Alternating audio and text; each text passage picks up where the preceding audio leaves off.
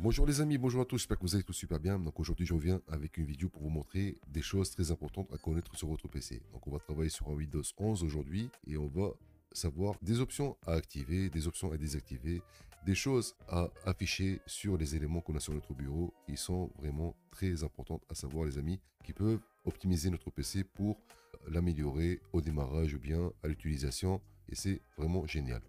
Donc on va commencer par les extensions. C'est quoi les extensions les amis? Donc chaque élément qu'on a, il contient une forme d'extension. C'est-à-dire on devrait avoir normalement à chaque élément qu'on a, donc le titre en plus, on devrait avoir les détails de l'extension. Là c'est une vidéo, il devrait avoir marqué donc les détails de cet élément qui est normalement vidéo.mp4. Le document pareil, donc là c'est un document texte, il devrait y avoir marqué ici document texte.txt, le type de l'élément. Donc ici, par exemple, c'est un programme qui est exécutable. Donc, on devrait avoir marqué dessus refuse-4.3.exe. Donc là, moi, j'ai pas les détails. Imaginez-vous, vous avez téléchargé un fichier en texte PDF ou bien une vidéo et vous allez donc l'exécuter sans savoir quelle est l'extension, quel est le type de l'extension que vous avez téléchargé. Vous allez partir dessus, vous pensez que c'est une vidéo, mais c'est un programme qui contient donc des virus ou bien c'est un programme malveillant. Vous allez l'exécuter et que vous pensez que c'est une vidéo, donc vous allez prendre du risque. Et là, pour limiter les dégâts et les risques, on va devoir donc afficher le type de l'extension de chaque élément qu'on a sur notre PC et très facilement. Il y a deux méthodes pour le faire. La première, c'est de partir sur l'explorateur de fichiers. Vous allez cliquer dessus. Vous allez arriver sur cette fenêtre. Vous allez partir sur les trois points. Vous allez partir sur Options. On aura cette fenêtre. On va partir sur Affichage. On prend la barre ici. On la descend un peu plus bas. Masquer les extensions des fichiers dont le type est connu. Là, elle sera cochée. On va la décocher. On va faire appliquer. Maintenant, on a le type de chaque élément, donc l'extension de chaque élément qui sera affiché. Il a marqué ici maintenant video.mp4. Là, il y a marqué document texte.txt. Donc, c'est un document texte. Donc, le type, c'est un texte. Et là, c'est un programme donc, qui est exécutable. Il y a marqué refuse-4.3.exe. Ça, c'est la première méthode. La deuxième, sur le bouton démarrer, vous faites un clic droit, vous allez partir sur les paramètres. À partir des paramètres, vous allez partir sur système. Vous cliquez dessus, vous descendez un peu plus bas, vous allez partir sur espace développeur. On va cliquer dessus et là, vous allez partir sur explorateur de fichiers. On va cliquer encore dessus, on descend un peu plus bas, on va réduire et regardez, il y a marqué ici afficher les extensions de fichiers. Comme vous le voyez, il est désactivé. Donc quand on va l'activer, donc pareil, là on aura donc les détails et les extensions, le type d'extension de chaque élément qu'on aura sur notre PC qui sera affiché les amis. Donc ça c'est la première option qu'on a vue ensemble. Donc maintenant on va partir sur la deuxième qui est le contrôle de compte d'utilisateur. Ça c'est une option qui est activée sur votre PC si c'est le cas pour vous. Donc regardez, si imaginons on va partir sur un programme, on va vouloir donc l'ouvrir. Je vais cliquer dessus et je vais avoir une fenêtre avec un message qui est donc le contrôle de compte d'utilisateur. Et il me dit, voulez-vous autoriser cette application à apporter des modifications à votre appareil? Moi, je vais dire non ou bien oui. Pour l'exécuter à chaque fois, je vais devoir appuyer sur oui et ça prend du temps et ça peut être gênant donc pour vous. Donc pour le désactiver, cette option, c'est très facile aussi. Vous allez partir donc sur le panneau de configuration. Donc si vous n'avez pas sur votre bureau, vous allez partir ici sur la recherche, vous tapez donc panneau de configuration, vous allez tomber dessus, vous cliquez dessus et là vous allez partir sur sécurité et maintenance. On va cliquer dessus, on va partir sur modifier les paramètres du contrôle de compte d'utilisateur. On appuie une fois dessus et vous allez avoir cette barre. Pour vous, normalement, par défaut, elle sera à cette position. Donc, il est marqué toujours avertir ou bien m'avertir uniquement quand les applications tentent d'apporter des modifications à mon ordinateur par défaut. Et là, je vais donc mettre ça, la barre ici, tout en bas. Et je vais faire OK. Et regardez, on sort de là. Et maintenant, quand je vais appuyer sur le programme Canva, donc il va s'ouvrir et s'exécuter automatiquement, les amis, sans aucun problème. Donc maintenant, on a une autre option qui est l'option des fichiers masqués sur votre bureau, les amis.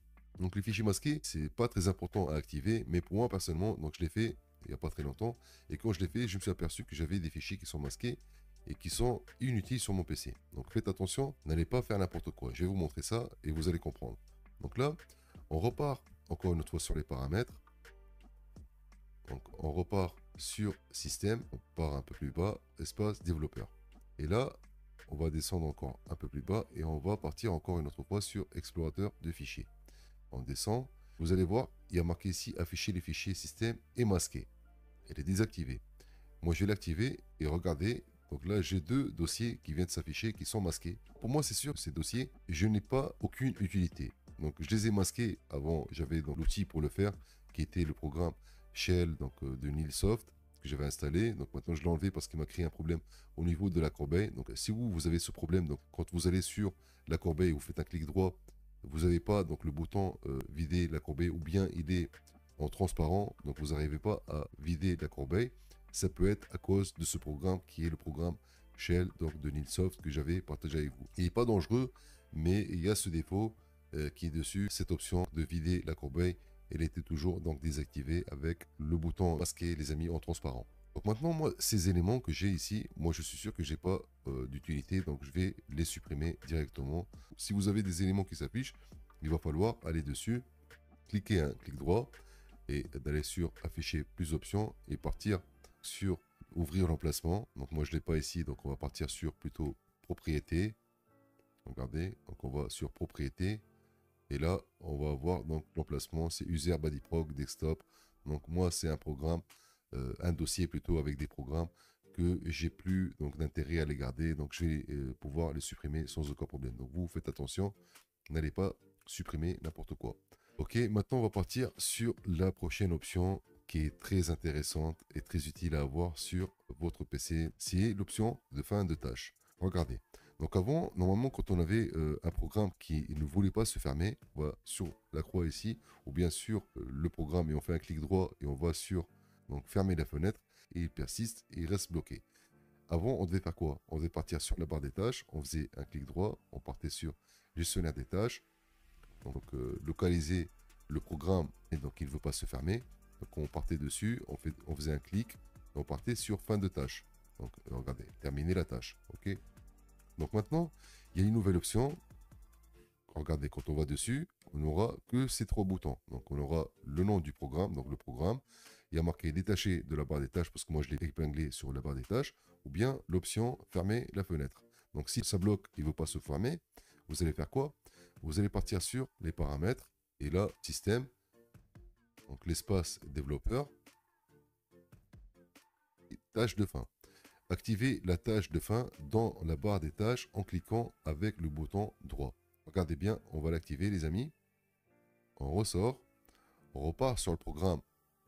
Imaginons que c'est celui-là qui ne veut pas se fermer. On va faire un clic dessus, un clic droit, et on aura maintenant cette option qui vient de s'afficher qui est terminer la tâche. On va cliquer dessus et regardez directement en un clic, il va se fermer même s'il est bloqué sur votre système les amis.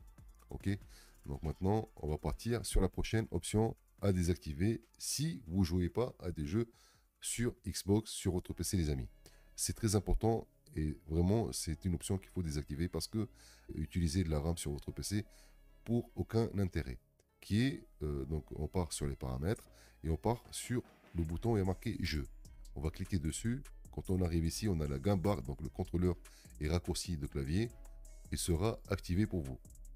Ça n'a aucun intérêt si vous ne jouez pas à des jeux donc Xbox à partir de votre PC, les amis. On revient sur le bouton jeu.